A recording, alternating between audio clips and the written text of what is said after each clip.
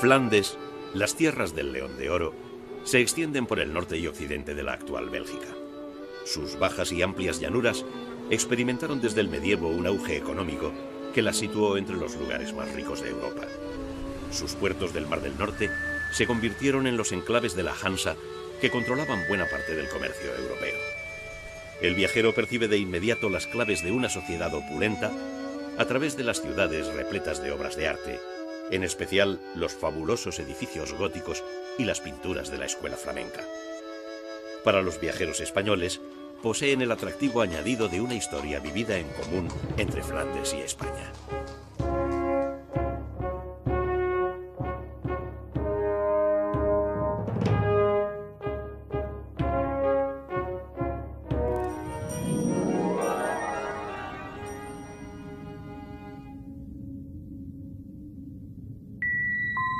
Un novelón del romanticismo, Brujas la Muerta, comparaba a la capital del Flandes occidental con una joven fallecida en el momento de su máxima belleza. A su llamada acudieron numerosos artistas que se dejaron seducir por la estética medieval y el hálito de misterio que emana de canales y pasadizos. Desde entonces, Brujas se convirtió en un hito de la geografía culta. Entre la irrealidad de las penumbras y el ensueño de la soledad, la magia nocturna guarda el valiosísimo patrimonio artístico atesorado durante los siglos XIII, XIV y XV, cuando Brujas era un importantísimo centro comercial de la Liga Hanseática.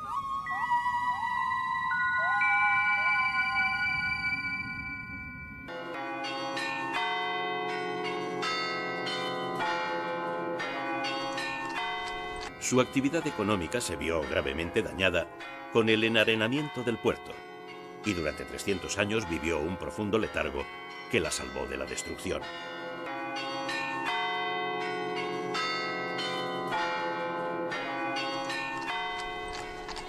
La antigua ciudad amurallada, totalmente plana, tiene sus hitos urbanos en las desmesuradas torres, como el Belfort, que subraya la importancia del mercado, el Hallen, ejemplo sobresaliente de la arquitectura civil del gótico.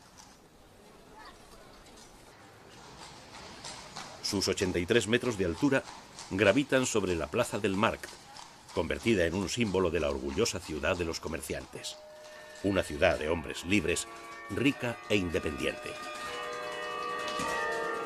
La linterna octogonal contiene un carillón que parece arrancar el sonido del propio cielo.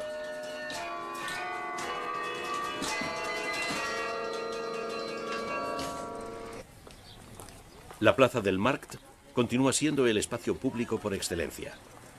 El monumento a los héroes de la revuelta popular, Jan Breydel y Peter de Koning, recuerda la batalla de las Espuelas de Oro de 1310 contra los franceses que apoyaban el monopolio comercial de los más poderosos. A pocos metros se abre el Burg, la segunda plaza que articula el casco antiguo. Sobre sus adoquines se pisa el núcleo originario de la ciudad, donde se levantaba el castillo, construido por Balduino I, Brazo de Hierro, a finales del siglo IX, para frenar las invasiones normandas. Resume el esplendor de los 9 siglos de arquitectura que se contemplan en los muros del núcleo histórico, aunque el gótico sea el estilo de su época de plenitud.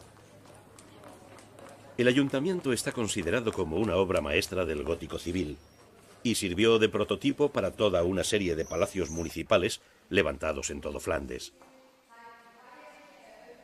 La grandiosidad de la sala gótica responde al ascenso de la burguesía urbana que logró imponer la supremacía de los órganos de gobierno municipales. En el siglo XIX, las pinturas historicistas plasmaron los acontecimientos más relevantes de Brujas.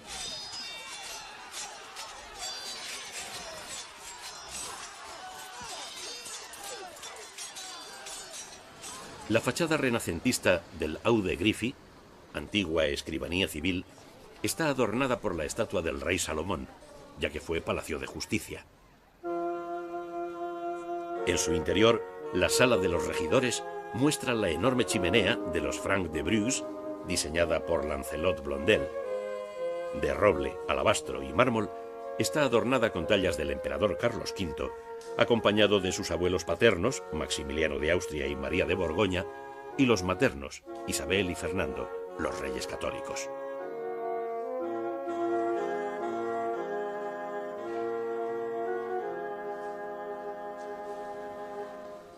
La mayoría de los visitantes del Burg buscan la discreta entrada de la Basílica de la Santa Sangre, que en realidad son dos templos superpuestos. El inferior, de estilo románico del siglo XII, muestra la austeridad de la iglesia que predicó la Segunda Cruzada y fue destinada a acoger al pueblo llano.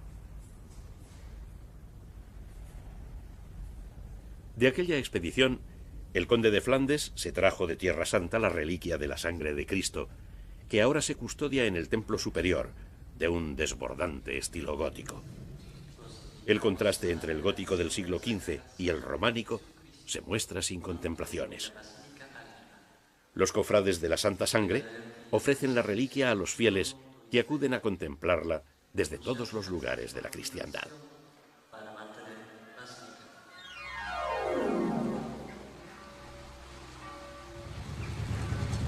Para entender la ciudad de los comerciantes medievales, hay que hacerlo desde el agua, alejados de los tumultos turísticos. La red de canales es un prodigio de la ingeniería medieval. Los canales fueron hechos como vías para transportar rápidamente las mercancías que entraban y salían del puerto. En un principio, la ciudad hanseática se dedicaba a importar la lana inglesa para transformarla en paños de gran calidad que vendía a toda Europa. Necesitaba grandes almacenes y trabajadores especializados que se agrupaban en gremios. Su desarrollo fue espectacular. La Segunda Cruzada abrió vías comerciales con Oriente, aseguradas por los comerciantes genoveses y venecianos que operaban en Brujas. Otras nacionalidades tenían fuertes intereses comerciales, como sucede con los reinos hispanos. Brujas consiguió controlar el tráfico de mercancías entre la Europa del norte y del sur, del este y del oeste.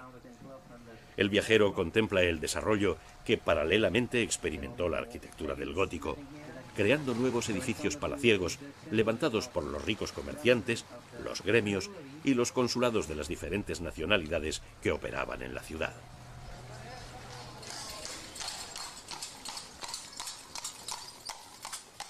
En la casa de Ter-Bers se reunían los banqueros, dando lugar al embrión de la futura bolsa de valores, que adoptó como nombre el apellido de su propietario, Bers, que significa bolsa. Donde el viajero alza la mirada, se encuentra con el gótico, el estilo que otorga a Brujas su deslumbrante personalidad. Las líneas verticales de las ventanas se adueñan de los muros. Los edificios, al levantarse sobre el escaso terreno intramuros, tienen fachadas muy estrechas y altas que obligan a los ventanales a parecer flechas de luz. La verticalidad solo se rompe con los tradicionales frontones escalonados que caracterizan a la arquitectura popular flamenca.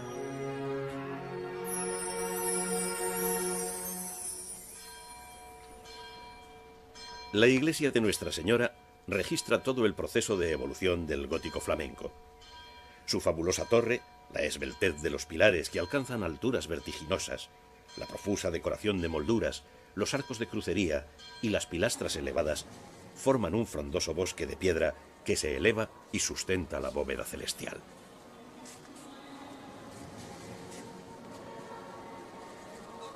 Abajo impera la austeridad, debida a la destrucción de los altares durante las revueltas de mendigos y de iconoclastas que atacaron las iglesias de Flandes en la segunda mitad del siglo XVI. Pero la capilla de los duques guarda el antiguo esplendor, gracias a los mausoleos de Enrique el Temerario y su hija María de Borgoña, cuya belleza marcó la moda de su época. Murió en plena juventud, como su hijo, Felipe el Hermoso, cuyo corazón fue traído desde España para que descansara eternamente junto al de su madre. La Virgen y el Niño atrae la atención de los visitantes, que disfrutan del genio de Miguel Ángel sin tener que desplazarse a Italia, donde se encuentra el resto de sus obras.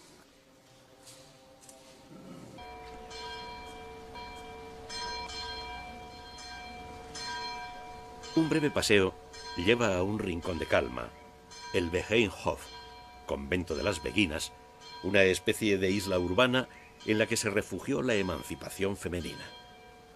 Desde el siglo XIII, un grupo de mujeres que no eran monjas llevaba una vida aparte. No vivían en comunidad, cada una tenía una pequeña casa y se mantenía con su trabajo, pudiendo abandonar el lugar cuando quisiera. En la actualidad lo habitan las monjas benedictinas.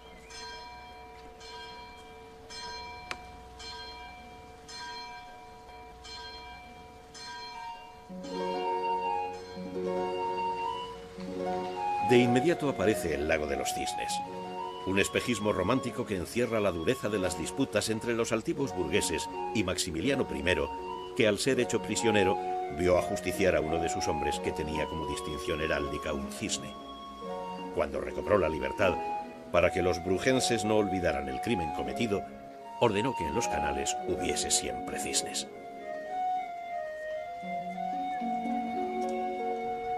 Subido en el pedestal, Hans Memling fue adoptado por la ciudad como el genio de la importantísima escuela pictórica de Brujas. En el vecino Hospital de San Juan, uno de los más antiguos del mundo, la sala de los enfermos estaba unida a la capilla, ya que había que sanar el cuerpo y el alma. Ahora la capilla alberga las obras maestras de Hans Memling: los desposorios místicos de Santa Catalina, el arca de Santa Úrsula.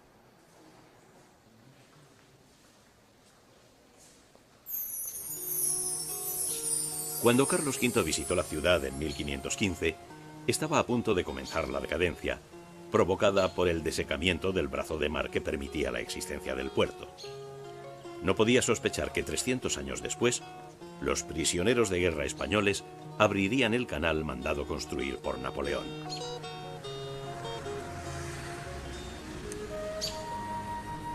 A las afueras de Brujas aguarda la vida rural.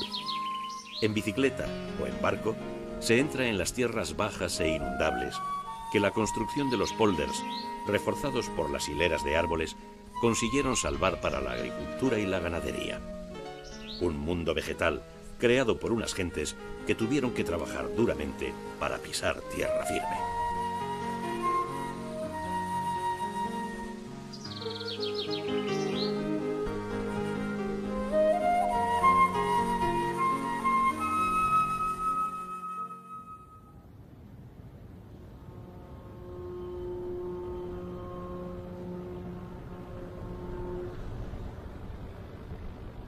El desecamiento del puerto de Brujas obligó a los comerciantes a buscar un nuevo puerto en el río Escalda, convirtiendo a la nobiliaria ciudad de Amberes en el nuevo centro comercial de Flandes. La elección resultó acertada porque el Mar del Norte está a tan solo 88 kilómetros y era fácil comunicarse con los otros puertos hanseáticos. El desarrollo de Amberes se acentuó con el descubrimiento de la ruta de las Indias Orientales. Amberes pasó a ser el distribuidor en Europa de las especias y objetos preciosos de aquellas lejanas tierras.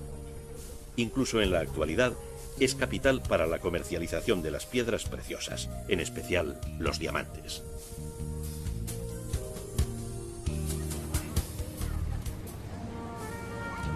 Rápidamente se observa que no hay puentes sobre el Escalda. Las dos orillas se comunican por 3 túneles que avanzan debajo de las aguas.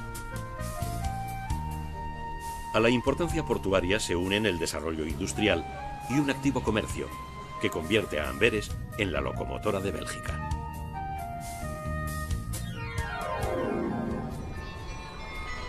Tras las fachadas restauradas, las torres del casco antiguo muestran que en el siglo XVI Amberes llegó a ser una de las ciudades más importantes de Europa. Con sus 100.000 habitantes, fue un gran centro económico que promovió el desarrollo urbano y el artístico. Con el dinero llegó el auge constructivo y la ciudad se llenó de arquitectos, escultores y pintores que la hicieron brillar durante los siglos XVI y XVII como un centro cultural. El casco histórico palpita en la plaza de Grotte de Mark, que parece girar en torno a la monumental fuente. Representa al legendario soldado romano Silvio Bravo en el momento en que arroja la mano del gigante Druon Antigón al río Escalda, liberando así a la ciudad del pillaje de este grandullón. Naturalmente se trata de una explicación simbólica de que el río fue el gran promotor del auge de Amberes. El friso de casas renacentistas que ocupaban los gremios y sus estatuas doradas representan la riqueza de la ciudad. Al pasear por la plaza no es raro escuchar alguna música callejera. Amberes tiene un alma festiva y el gusto por las celebraciones impregna todo el casco antiguo. De manera muy especial se manifiesta en torno al ayuntamiento, que sirve de escenario a las bodas.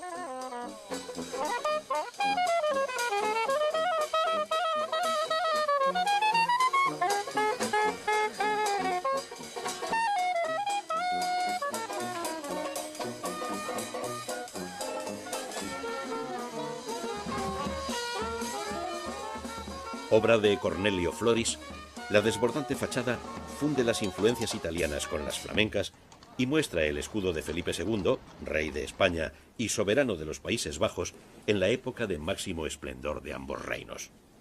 La historia aguarda en su interior. Sus frescos historicistas, encargados a Leys, narran los principales sucesos históricos de la ciudad, en los que ocupan un papel destacado Carlos V, al que nunca se le consideró un extranjero, y Felipe II, al que nunca se le consideró un flamenco.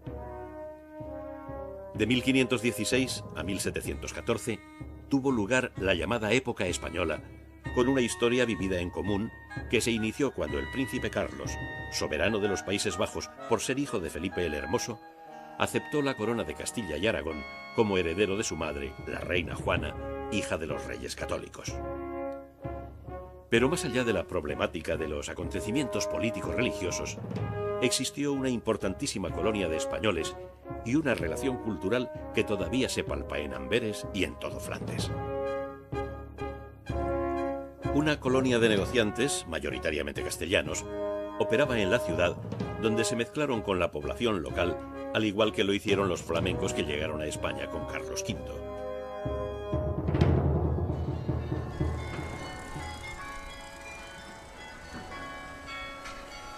Un breve trayecto lleva ante la catedral, de estilo gótico brabantino. Su fama no se debe solo al hecho de ser el mayor edificio religioso de Bélgica, sino también al refinamiento de la fachada de poniente y la ligereza de su única torre, que se alza 123 metros. En el interior se hace todavía más patente su descomunal escala. La altura de sus 7 naves y la esbeltez de los 127 pilares consiguen crear una sensación de elevación espiritual sobrecogedora.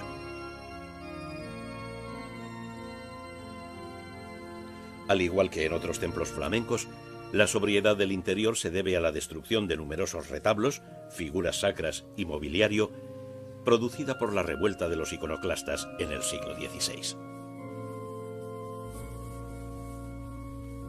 Sin embargo, las vidrieras muestran el esplendor de antaño junto al mayor tesoro de la catedral, los fabulosos cuadros de Rubens. La Asunción de Jesús irradia una luz plateada que parece un velo que envuelve los colores. En el transepto están instalados 2 gigantescos trípticos, el descendimiento y la erección de la cruz, que con su composición diagonal y sus poderosas anatomías está considerado como una de las mejores pinturas del mundo. Por eso la catedral es un buen lugar para comenzar una ruta iniciática por la vida y la obra del gran pintor de Amberes.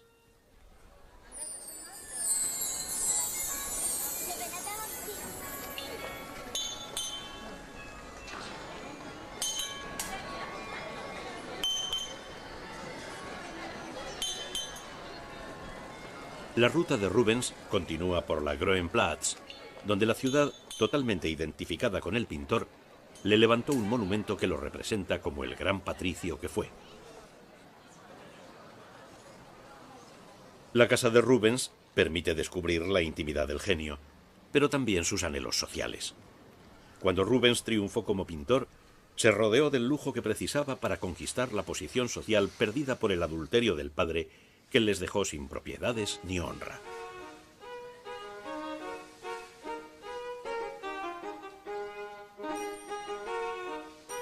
Desde el piso alto del taller, Rubens vigilaba el trabajo de sus ayudantes.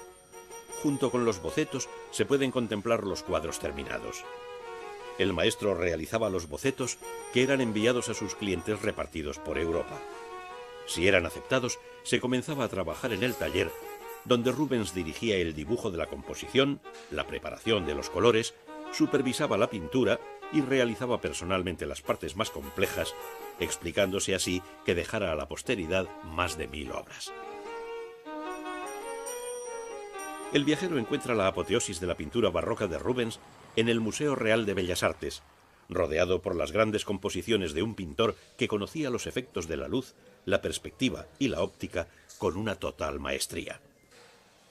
El bautismo de Cristo es un ejemplo de la erudición de Rubens en materia religiosa, como sucede también con la adoración de los reyes, una de las más célebres por su compleja composición y una técnica pictórica rápida y precisa. En su obra La lanzada, el dramatismo de la composición se acentúa por las tonalidades empleadas, al igual que en el descendimiento.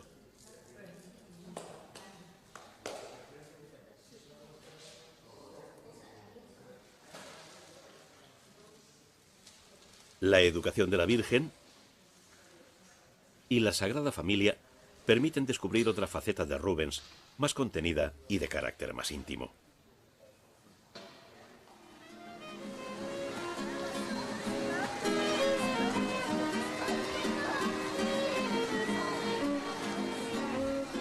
La animación callejera acompaña hasta el Museo Plantin Moretus, donde se custodia una colección excepcional de imprentas primitivas.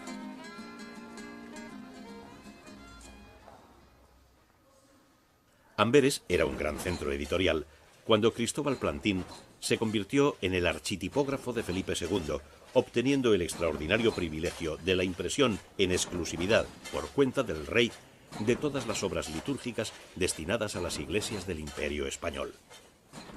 El encargo fue tan descomunal que enriqueció de inmediato a Plantin y a sus sucesores, los Moretus, ya que estuvo vigente hasta el siglo XVIII para ruina de los impresores de España. Así, el tan traído y llevado oro de América enriqueció a Flandes, como sucedió también con la lana, que en vez de ser transformada en paños en Castilla, era enviada a Flandes, donde se fabricaban los paños que luego había que comprar a elevados precios.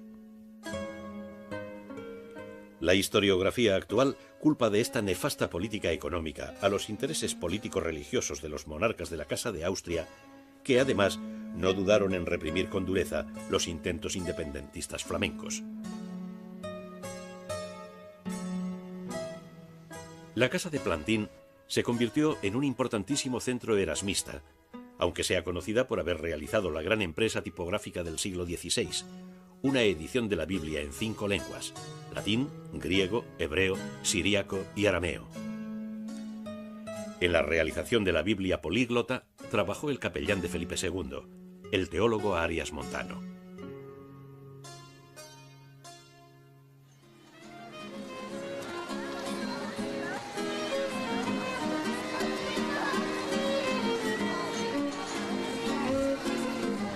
Por la mañana, toda la ciudad se pone en marcha.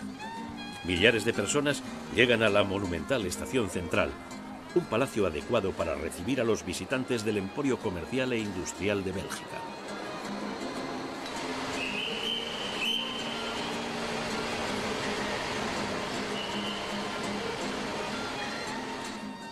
Jan van Eyck, otro de los genios de la pintura flamenca, parece mirar desde su monumento al bullicio callejero, rodeado de los edificios palaciegos de los siglos XVIII y XIX.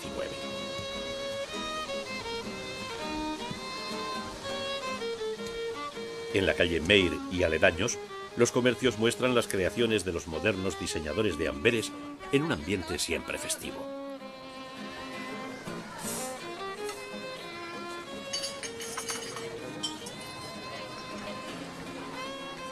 Pero no es el único personaje de piedra, ya que el primer tallador de gemas se asoma también al alboroto de la calle Meir. A finales del siglo XV, Louis Berken inventó la técnica de pulir y tallar las piedras preciosas, provocando el auge de la industria diamantina en Amberes. La historia del diamante en Amberes es una historia de amor que ya empezó en 5 siglos atrás, porque como ya saben, Amberes es un gran puerto y en tiempos de que cuando era española Amberes había mucho comercio con Sevilla y con Lisboa. Y los primeros diamantes llegaron de la India por Lisboa a Amberes, y aquí empezaron hace 5 siglos a estudiar la piedra y a aprender cómo se debe tallar. O sea que hay un señor que se llama Lode van Berken, que es el primero que empezó a tallar las piedras y que ha encontrado toda esa luminosidad que tiene el diamante. En la actualidad, Amberes es el centro mundial del diamante. Comercializa el 85% de la producción mundial de diamante en bruto y el 55% de los tallados a través de 4 bolsas de diamantes. Desde hace varios siglos, una importante colonia judía controla una actividad que posee más de 1.500 empresas y da trabajo a 35.000 personas.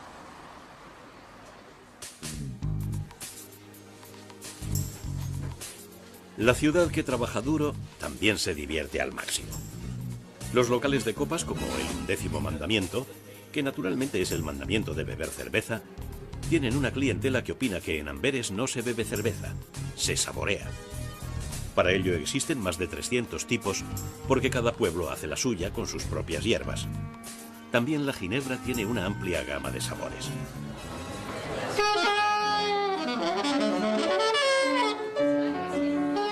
Cuando cae la noche, suena el jazz y la ciudad más rica y moderna de Bélgica sale a divertirse. Restaurantes y antiguas tabernas se disputan los clientes, que también pueden elegir entre los espectáculos de una oferta cultural a la vanguardia de las grandes capitales europeas. El carácter abierto de los habitantes de Amberes echa la culpa de que la ciudad no tenga una fama a la altura de sus méritos al hecho de que cada cual la llama como quiere. Para los ingleses es Antwerpen, para los franceses Anvers y para los españoles Amberes. Demasiado lío.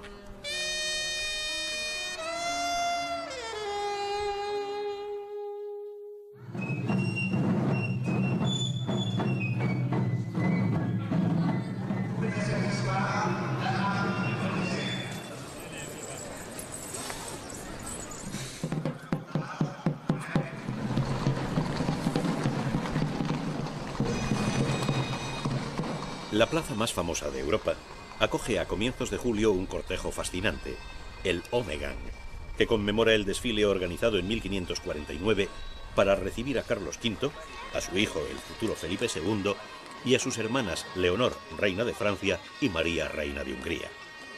Durante horas, la Grand Place se convierte en una máquina del tiempo que lleva a una época que nadie parece haber olvidado.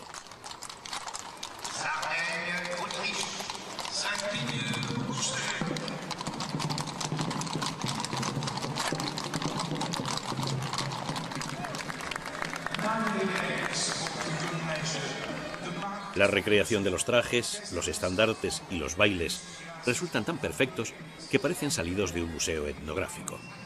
Cada grupo representa a una de las grandes corporaciones gremiales de la ciudad.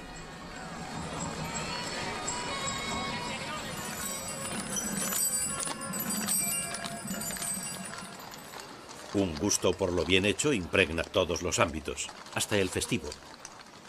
Miguel de Unamuno, al visitar Bruselas, ya advirtió que la gente se divierte como los niños, seriamente, tomando la diversión en serio.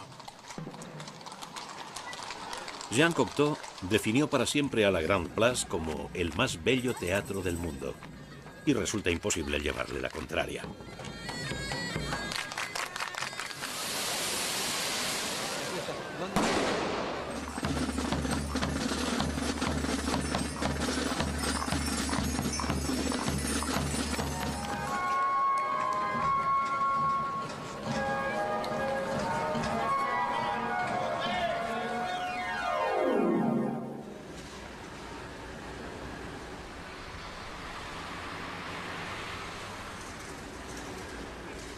Bruselas, cosmopolita desde sus comienzos, nació a finales del siglo X en una encrucijada de rutas de tal importancia que en la actualidad sigue siendo un gran nudo de comunicaciones y capital de la Comunidad Europea.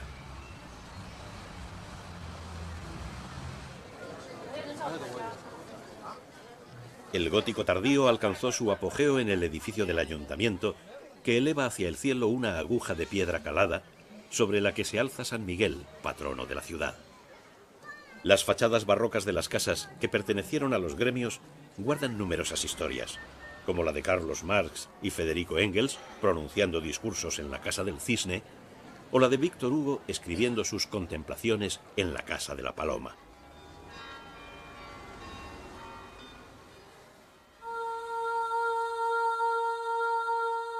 De nuevo el gótico parece un delicado encaje en la Catedral de San Miguel y Santa Gúdula. Las columnas alcanzan una altura tan superlativa que, unidas a las numerosas vidrieras, logran crear en el visitante la sensación de altura espiritual. 300 años duró la construcción del templo, concluyéndose en época de Carlos V. Las vidrieras hacen referencia al emperador y a su esposa Isabel de Portugal. Otros miembros de la familia imperial y numerosos personajes históricos forman parte de la iconografía desarrollada en las fabulosas vidrieras del siglo XVI, que suponen la gran aportación del Renacimiento al templo, fundiéndose sin contradicciones con la estética del gótico. Al barroco se deben las esculturas de los 12 apóstoles de la nave central y la joya del púlpito.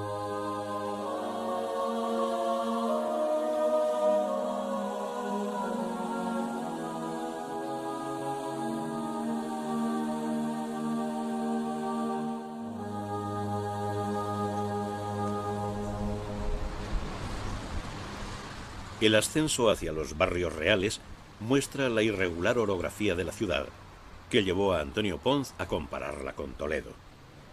El genial viajero español del siglo XVIII valoró los grandes edificios realizados por el arquitecto Guimard, diciendo: «Parece que Bruselas quiere entrar en competencia con París».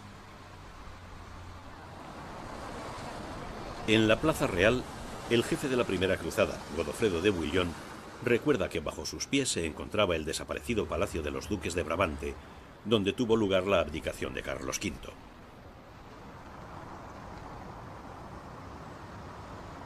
El actual Palacio Real se utiliza para las recepciones presididas por los monarcas de un país que de 1972 a 1994 se transformó de Estado unitario a Estado federal.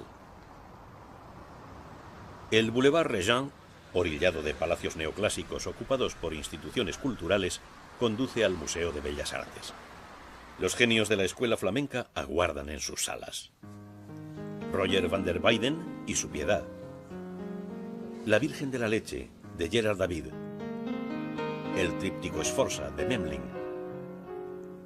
Y en la sala dedicada a Bruegel el Viejo, el discípulo más afamado de El Bosco.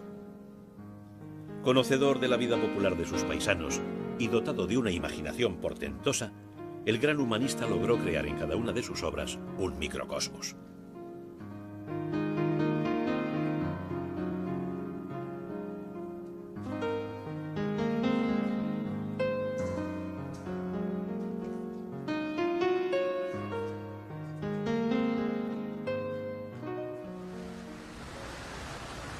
De nuevo en el Boulevard Regent, se llega a un pequeño jardín rodeado de estatuas góticas que muestran los oficios más importantes de la rica Bruselas.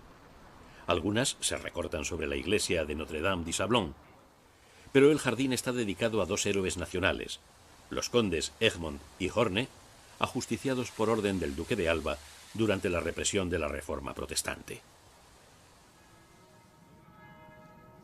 El viajero puede visitar numerosos museos, pero el de Erasmo de Rotterdam lleva directamente a una época en la que se estaban cambiando las ideas establecidas y se intentaba crear un nuevo mundo. Erasmo llega a esta típica casa del Renacimiento el año 1521. Además de su escritorio, se conservan los retratos que del filósofo hicieron Metzys, Durero y Holbein. Las vitrinas guardan joyas bibliográficas, como las primeras ediciones del Elogio de la Locura y otras obras de Erasmo. Algunos ejemplares aparecen totalmente censurados, pruebas de la terrible persecución llevada a cabo contra el pensamiento erasmista.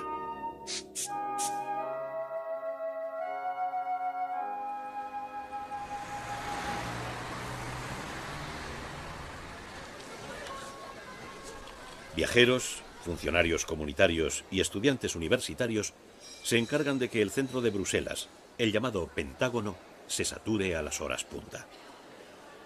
Comercios de lujo, restaurantes y cafés populares fagocitan los barrios antiguos, abriéndose galerías comerciales como la de Saint-Hubert.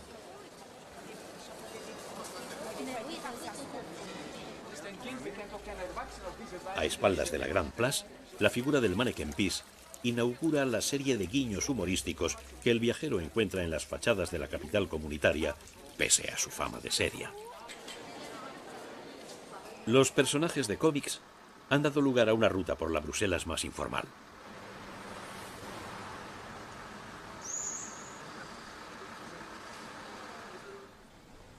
Se les puede ver reunidos en el edificio modernista proyectado por Víctor Horta, que acoge al Centro Belga del Arte de la Tira Cómica, el llamado Noveno Arte, presidido por Tintín, Milou y sus amigos. Hergé fue el artista belga de la tira cómica más renombrado, pero otros compatriotas crearon personajes tan famosos como Lucky Luke, el antihéroe Gaston Lagaffe o los archiconocidos pitufos.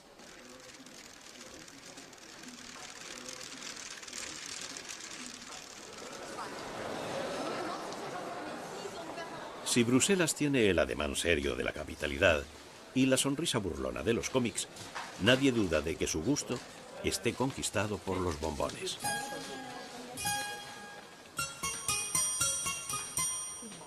Los pralinés, es decir, los bombones rellenos, presentan una gama infinita de sabores. La imaginación de los maestros chocolateros desborda las bombonerías, a donde los golosos de cátedra acuden buscando las especialidades.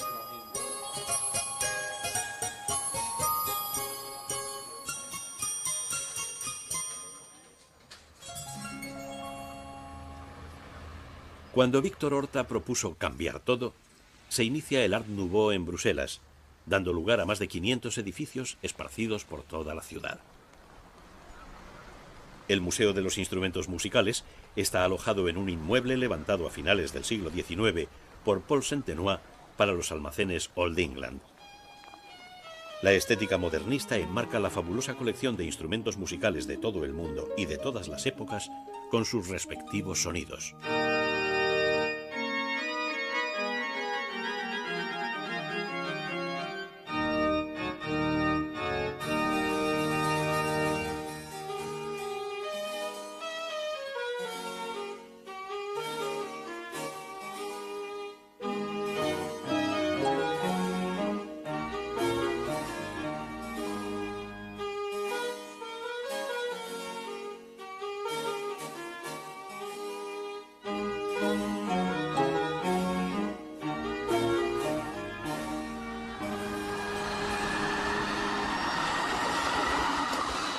La necesidad de reconstruir Bélgica tras los destrozos de la Primera Guerra Mundial impulsó el nuevo estilo, convirtiéndose Bruselas en un centro del Art Nouveau.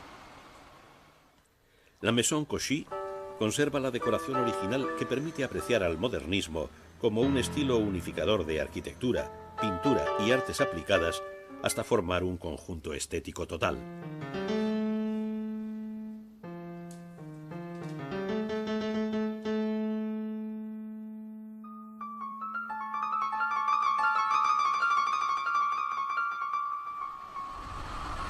La Casa Anon representa el entusiasmo de una nueva generación de posguerra, cuya burguesía media alta se convirtió en el cliente predilecto del modernismo.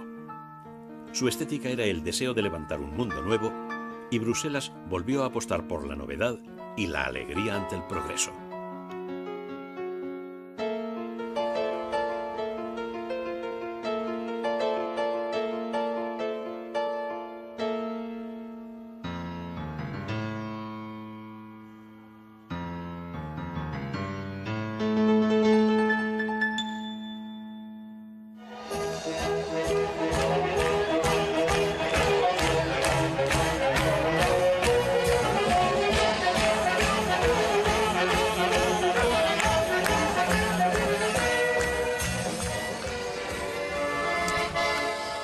Gante pertenece a las antípodas de las ciudades museo.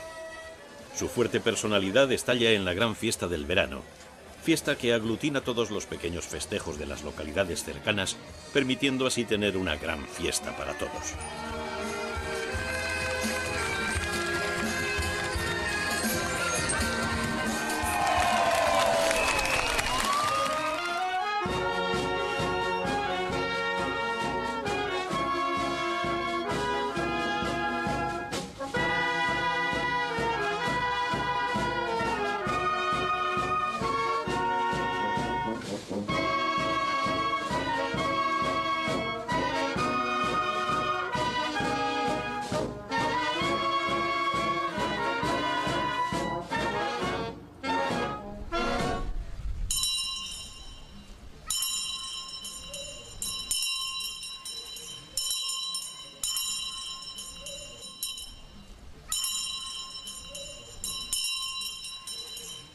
El bellman sigue la tradición de los antiguos pregoneros, animando a los juerguistas a realizar una ruta por los establecimientos cerveceros.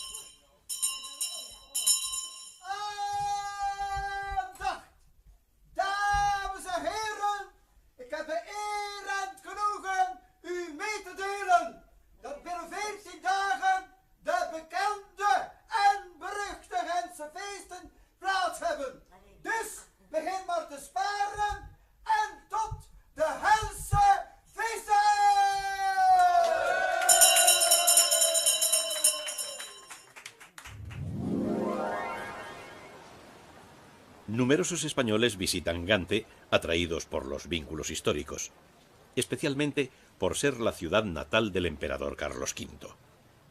Más allá de la historia vivida en común, Gante reúne en su centro una colección sobresaliente de edificios medievales que acentúan el ambiente cultural creado por su afamada universidad.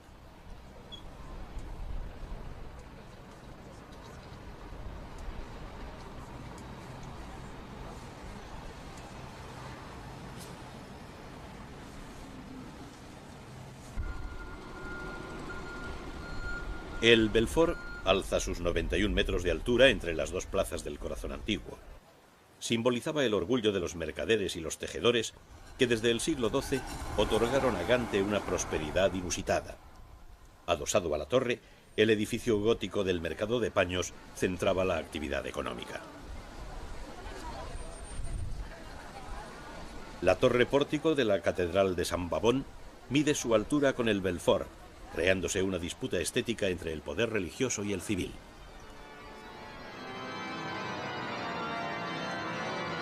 Sobre la catedral románica se levantó la nueva en el esbelto gótico bramantino, pero no fue terminada hasta el siglo XVII.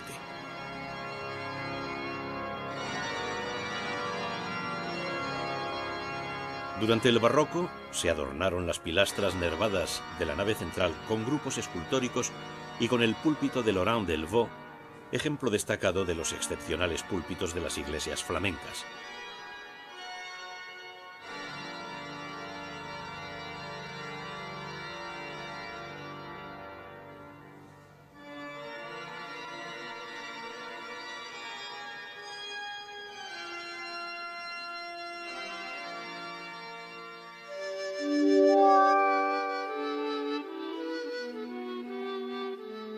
La catedral custodia el políptico del Cordero Místico, obra maestra de la escuela flamenca del siglo XV. Fue pintado por los hermanos Hubert y Jean Van Eyck, que lograron el milagro del color inalterable y de las veladuras transparentes, mezclando secretamente los pigmentos minerales diluidos en aceites.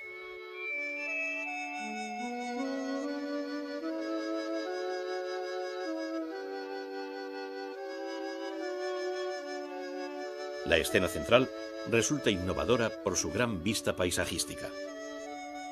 Tiene su centro compositivo en el Cordero, que simboliza el sacrificio de Cristo para salvar a la cristiandad, que acude a adorarlo dividida en diferentes grupos. Adán y Eva, la Virgen, San Juan Bautista. Los grupos se acercan a adorar al Cordero. Las figuras del Antiguo Testamento, las figuras del Nuevo Testamento, los caballeros de Cristo, los ermitaños,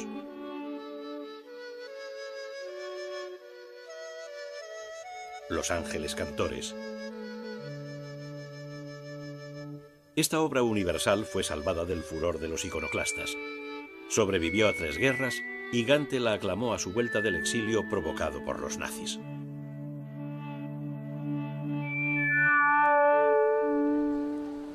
El Gante medieval también puede ser considerado como un superviviente. La única nota de modernidad la ponen los tranvías.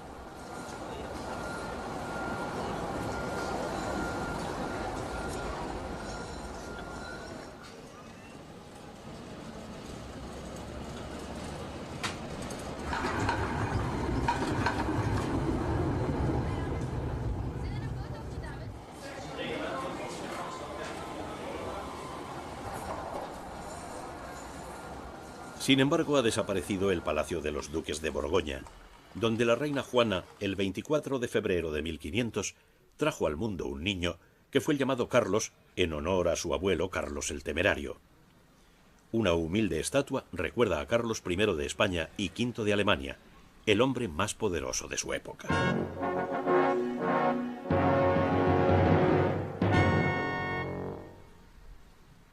El pasado se vuelve presente al descubrir el perfecto estado de conservación de calles y muelles que convierten a Gante en un fabuloso emporio del arte medieval.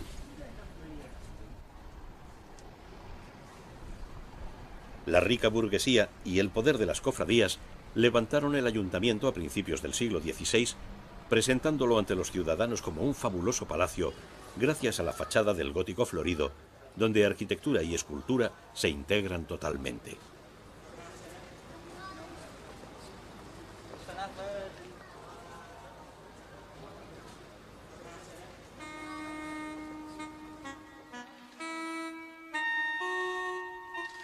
La sala del trono, de estilo renacentista, está adornada con esculturas de madera de los abuelos de Carlos V.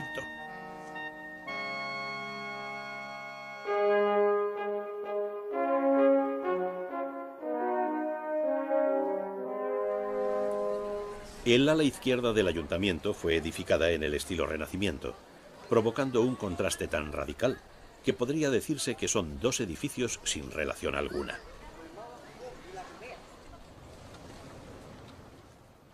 El conjunto de las torres de San Nicolás, de la Catedral y del Befort enmarcan el puente de San Miguel sobre el Leie.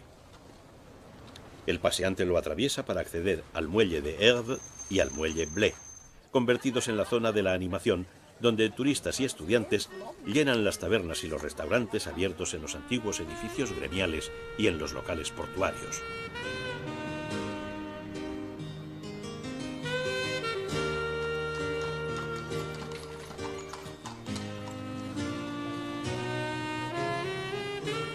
Las barcas se adentran en los canales del antiguo puerto hanseático.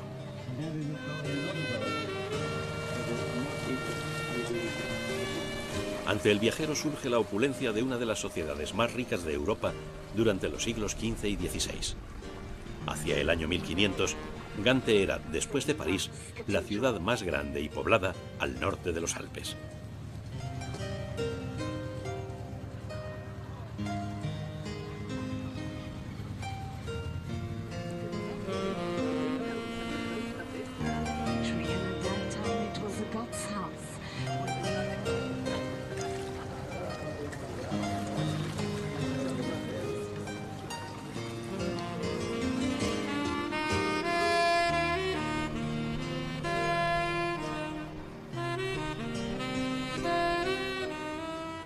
La tradición se mantiene viva.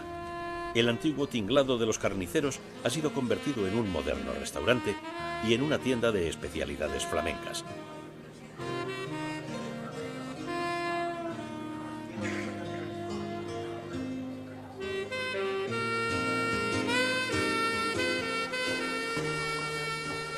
Los comercios también responden a otros tiempos. La Casa de la Mostaza se ha mantenido inalterable. Realizada con la vieja fórmula, puede ser comprada a granel. Las hierbas consiguen numerosos sabores de mostaza y también de ginebra, contabilizándose 170 tipos.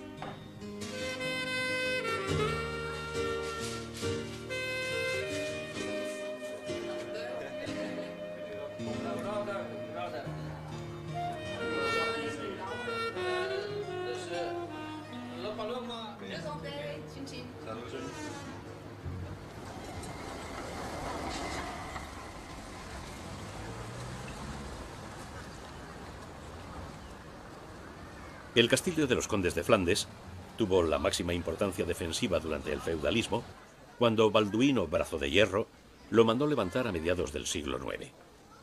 300 años después fue levantado de nuevo, inspirado en los fuertes de los cruzados en Tierra Santa. Todavía se recuerda el gran banquete ofrecido a los caballeros del Toisón de Oro en 1445. La otra cara de Gante pertenece a los estibadores del puerto y a los obreros de las numerosas fábricas textiles. La revolución industrial tuvo en Gante uno de sus centros más importantes. También la lucha por lograr un trabajo digno y los derechos obreros que hoy se poseen. En estilo modernista, se edificó la sede de los sindicatos socialistas.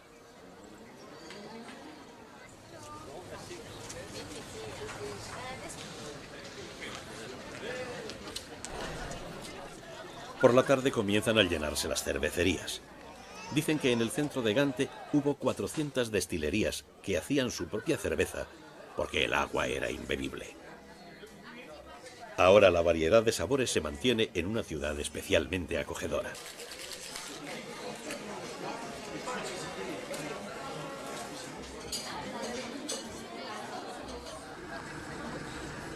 La mezcla de gentes llegadas de otros países forma parte de su historia. Gante ha ido destilando lo mejor de cada lugar para incorporarlo a su fisonomía. Bajo la fachada medieval, se rinde culto a la pluralidad.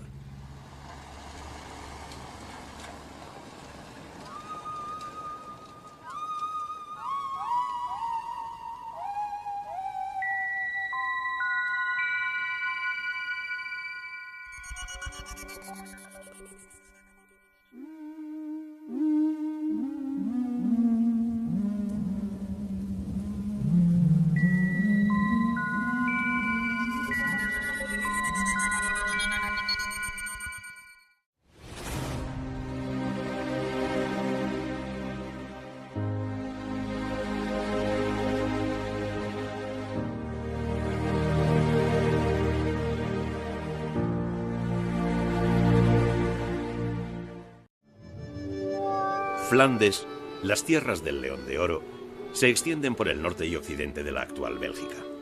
Sus bajas y amplias llanuras experimentaron desde el medievo un auge económico que las situó entre los lugares más ricos de Europa. Sus puertos del Mar del Norte se convirtieron en los enclaves de la Hansa que controlaban buena parte del comercio europeo. El viajero percibe de inmediato las claves de una sociedad opulenta a través de las ciudades repletas de obras de arte, en especial los fabulosos edificios góticos y las pinturas de la escuela flamenca.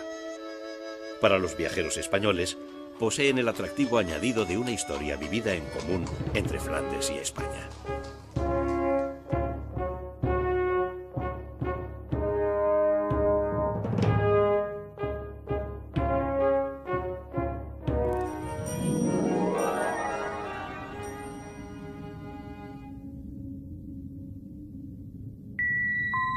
Un novelón del romanticismo, Brujas la Muerta, comparaba a la capital del Flandes occidental con una joven fallecida en el momento de su máxima belleza.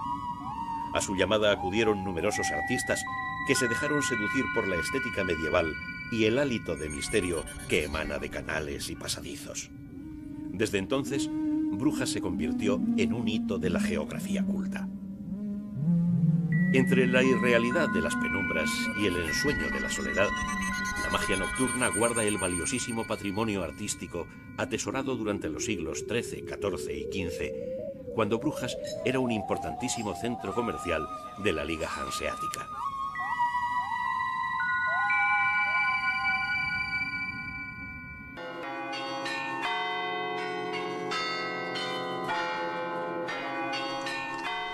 Su actividad económica se vio gravemente dañada con el enarenamiento del puerto, y durante 300 años vivió un profundo letargo que la salvó de la destrucción.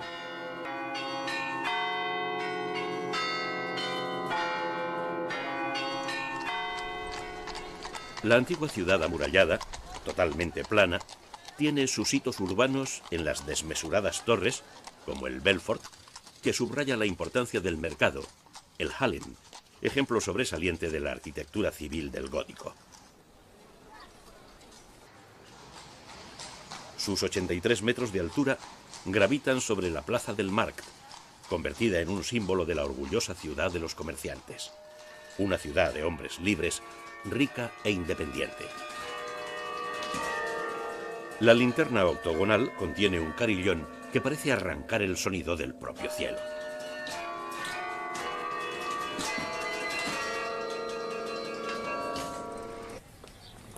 La plaza del Markt continúa siendo el espacio público por excelencia. El monumento a los héroes de la revuelta popular, Jan Breydel y Peter de Koning, recuerda la batalla de las Espuelas de Oro de 1310 contra los franceses que apoyaban el monopolio comercial de los más poderosos. A pocos metros se abre el Burg, la segunda plaza que articula el casco antiguo. Sobre sus adoquines se pisa el núcleo originario de la ciudad, donde se levantaba el castillo, construido por Balduino I, Brazo de Hierro, a finales del siglo IX, para frenar las invasiones normandas. Resume el esplendor de los 9 siglos de arquitectura que se contemplan en los muros del núcleo histórico, aunque el gótico sea el estilo de su época de plenitud. El ayuntamiento está considerado como una obra maestra del gótico civil y sirvió de prototipo para toda una serie de palacios municipales. Ofrecen la reliquia a los fieles que acuden a contemplarla desde todos los lugares de la cristiandad.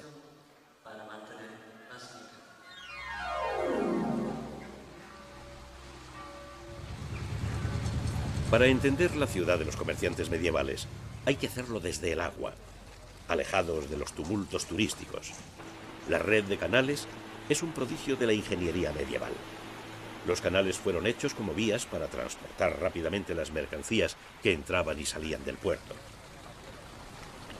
En un principio, la ciudad hanseática se dedicaba a importar la lana inglesa para transformarla en paños de gran calidad que vendía a toda Europa.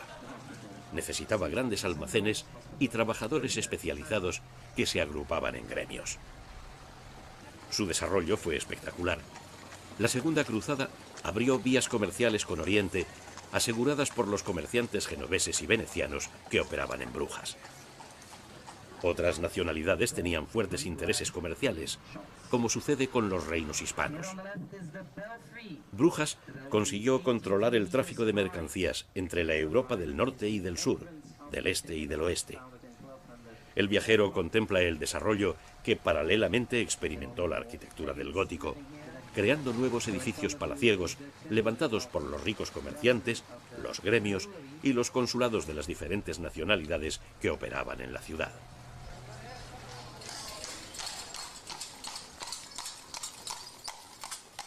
En la casa de Ter Beurs se reunían los banqueros, dando lugar al embrión de la futura bolsa de valores, que adoptó como nombre el apellido de su propietario, Beurs, que significa bolsa.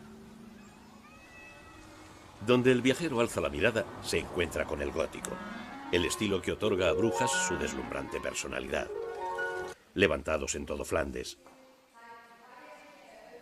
La grandiosidad de la sala gótica responde al ascenso de la burguesía urbana que logró imponer la supremacía de los órganos de gobierno municipales.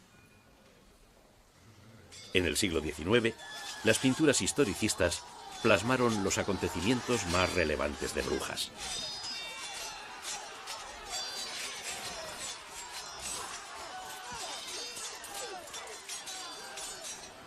La fachada renacentista del Aude Griffy, antigua escribanía civil, está adornada por la estatua del rey Salomón, ya que fue palacio de justicia. En su interior, la sala de los regidores muestra la enorme chimenea de los Francs de Bruges, diseñada por Lancelot Blondel. De roble, alabastro y mármol, está adornada con tallas del emperador Carlos V, acompañado de sus abuelos paternos, Maximiliano de Austria y María de Borgoña, y los maternos, Isabel y Fernando, los reyes católicos.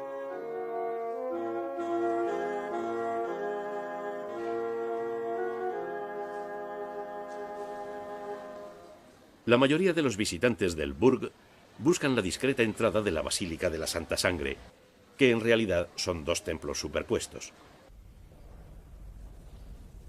El inferior, de estilo románico del siglo XII, muestra la austeridad de la iglesia que predicó la Segunda Cruzada y fue destinada a acoger al pueblo llano.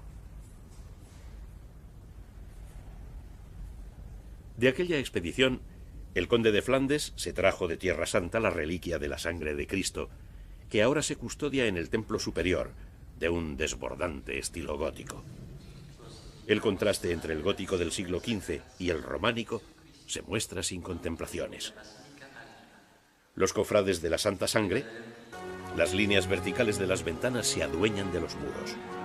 Los edificios, al levantarse sobre el escaso terreno intramuros, tienen fachadas muy estrechas y altas que obligan a los ventanales a parecer flechas de luz. La verticalidad solo se rompe con los tradicionales frontones escalonados que caracterizan a la arquitectura popular flamenca.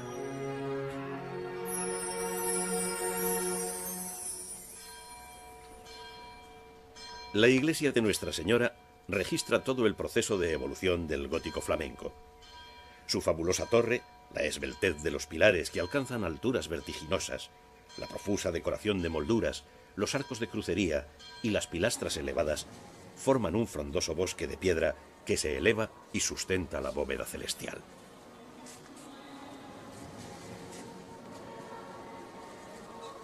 Abajo impera la austeridad, debida a la destrucción de los altares durante las revueltas de mendigos y de iconoclastas que atacaron las iglesias de Flandes en la segunda mitad del siglo XVI. Pero la capilla de los duques guarda el antiguo esplendor, gracias a los mausoleos de Enrique el Temerario y su hija María de Borgoña, cuya belleza marcó la moda de su época. Murió en plena juventud, como su hijo, Felipe el Hermoso, cuyo corazón fue traído desde España para que descansara eternamente junto al de su madre. La Virgen y el Niño atrae la atención de los visitantes, que disfrutan del genio de Miguel Ángel sin tener que desplazarse a Italia, donde se encuentra el resto de sus obras.